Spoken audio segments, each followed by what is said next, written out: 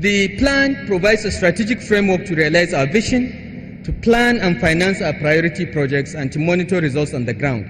It is also a platform to engage the people of Kaduna State on their development needs. As I said, we went around the state, we hold monthly town hall meetings, and we listen to the people, and it is what we have had that led us to do a household survey of the state, and along with the household survey and what we have had, and all the messages I get from Twitter, Facebook, WhatsApp, and text messaging, because most citizens of the state have my phone number, and I get all kinds of messages.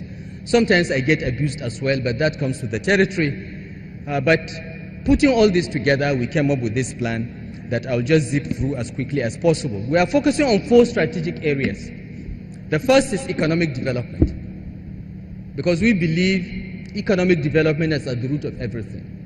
When societies have economic growth and progress, they tend to be peaceful, they tend to be coherent, and economic development is the first strategic area we want to focus on, where we want to ensure inclusive growth, rise up those that are poor, encourage those that are rich to be even richer, to have a society that is fair and just. The second component is social welfare. By improving access to health, education, and water, we are equipping 255 primary health centers with ultrasound equipment and other equipment to ensure that our pregnant women don't die during childbirth, to ensure that our young and the infants get medical care up to the age of 5 free of charge. We are also equipping 23 rural hospitals, 1 in each local government, to ensure that within a 5-kilometer radius, each citizen of Kaduna State has access to 24 hours a day, 7 days a week health care. Education, 9 years of basic education, free meal in primary schools, and enhanced feeding in our secondary school, as well as water supply. The third component is security and justice, because this is the foundation of everything. To secure the lives and the property of all citizens of Kaduna State, all, not just indigents. Indeed, in Kaduna State, we don't have indigents and settlers. We have citizens, and everyone that lives in Kaduna has a right to demand from us to treat them equally. We are a cosmopolitan state, and the greatness of this state is from attracting Nigerians and foreigners from all walks of life. And I promise you that under this APC government, everyone in Kaduna State is equal, irrespective of where he came from, irrespective of ethnicity or religion. You will have equal claims on us to deliver services to you without discrimination. Finally, governance. We want to change the way the state is governed. We want to give good governance. We want to give accountable governance. We want to be held to account for our actions, and this is something that I remind the Executive Council all the time. Remember our oath of office. Remember that as Muslims and Christians, we will stand before God to account for every decision and action we take. So we must try to be fair and put the public interest front and center at all times. So these are the 4 strategic areas, and we have a building, a small house, to show how it all works.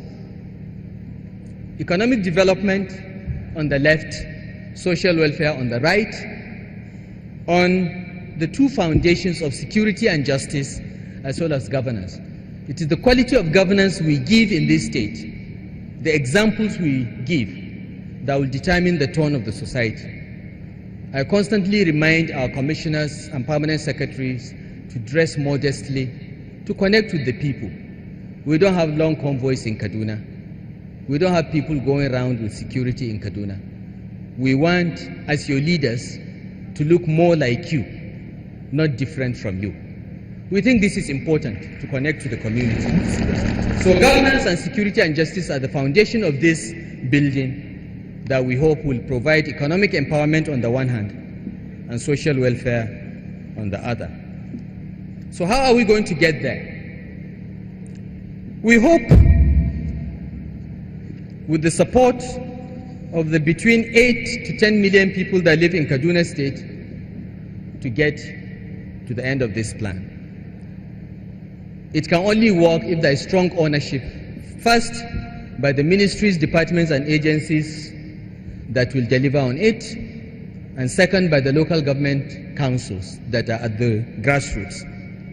We want to link this annual plan this development plan to our annual budget cycle, and will monitor implementation at several levels.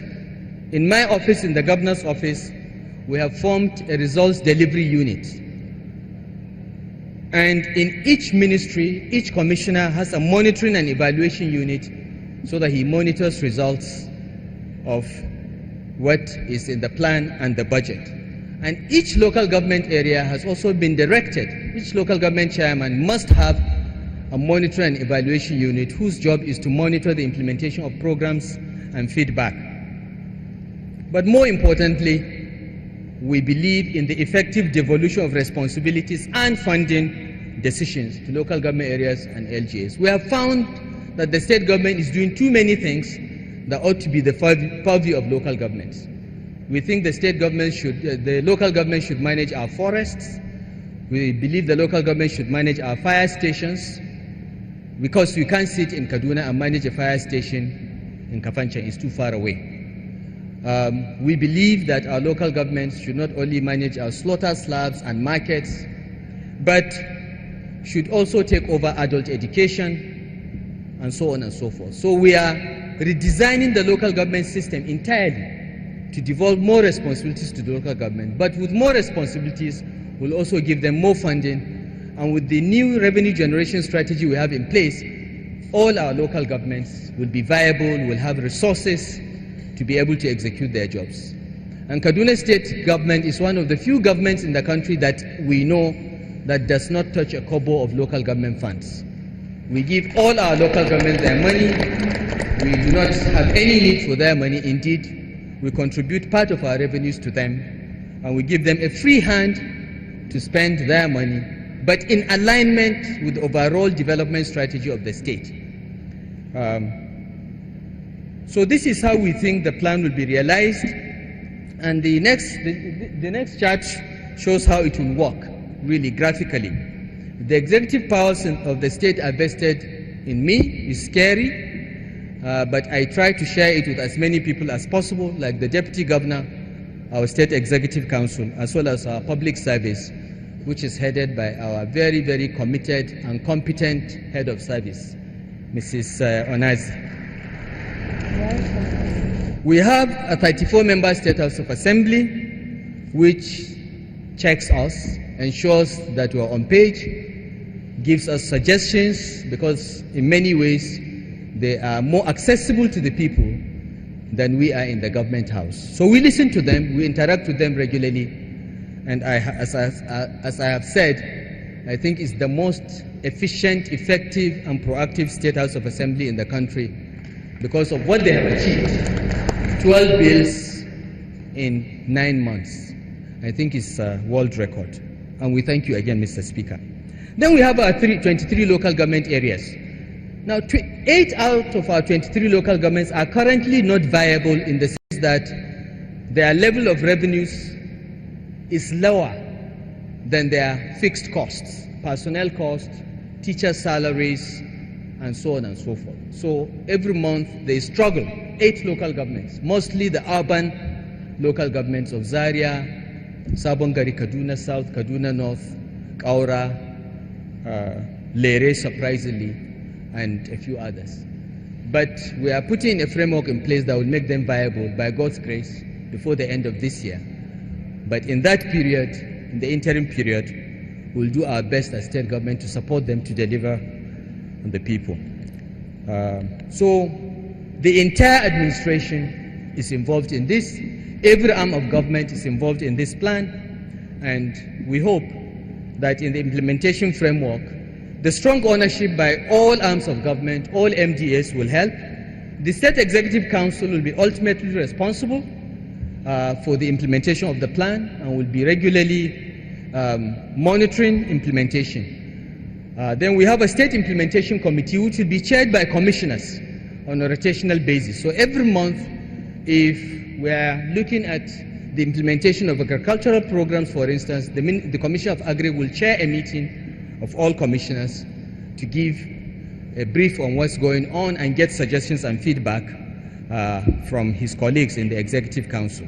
Then we have the Resource Delivery Unit, which is the policeman of the plan and the budget in my office. That will be constantly calling, visiting, harassing, intimidating, and threatening, if necessary, all ministries, departments, and agencies to achieve results. Otherwise, the governor will do bad things to you. And I'm not a very nice person if you don't work. Then the delivery unit tracks and removes bottlenecks for you. But in addition, their job is also to threaten you if necessary to make you perform. Then at the ministry's level, the commissioners will also have their own delivery unit, which is the monitoring and evaluation units, to ensure that every MDA is delivering. So how do we intend to finance the plan? This is the challenge. We have a nice plan, about 700 billion in public investment.